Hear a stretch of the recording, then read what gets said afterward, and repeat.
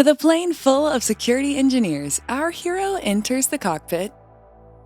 In need of assistance, he reaches for an inflatable friend. There is no time. The engineers must detect quickly. To the dashboard we go. Welcome aboard. We'll guide you through the process of using vuln.gpt to discover vulnerabilities in your network. First, click Add New Script. Select vuln.gpt and X detection. Click the connected CVE and then click the vuln.gpt button. The default setting here is Windows. Click on Save. You'll be redirected to the My Scripts screen. Now, select the script that you just created. Click Next.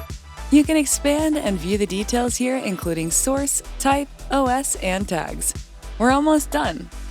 Select your asset groups and click Submit and Continue. Voila! And there you have it, smooth and easy. Try vuln.gpt today.